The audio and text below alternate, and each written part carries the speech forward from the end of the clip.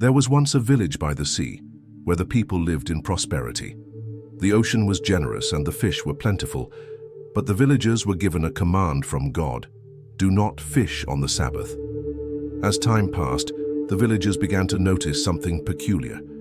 On the Sabbath, the fish would appear in great numbers swimming close to the shore, but on the other days, they were scarce and hard to catch. Some among the villagers grew restless. They gathered and whispered among themselves.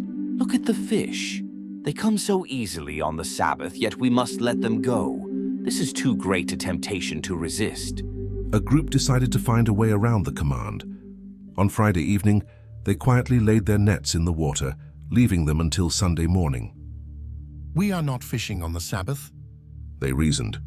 The nets do the work for us. But others in the village warned them. Do not deceive yourselves. God sees all. This is a test, and we must remain patient. The warnings were ignored. Week after week, the same villagers continued their deception. Then, one morning, as the sun rose over the village, something strange happened. The village was silent. The people who had laid the nets did not emerge from their homes. When the other villagers went to check, they found them transformed. In place of the fishermen stood apes, wandering along the shore. Their disobedience had brought upon them this transformation, a clear sign of the consequences of defying God's commands. And so, the village was left with a solemn lesson. Those who remained reflected on what had happened and vowed to heed the commands given to them. Let this be a reminder.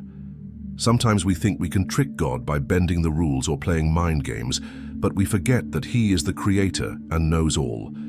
If you ever doubt whether something is right, it is often best to avoid it, for God sees beyond what we choose to show.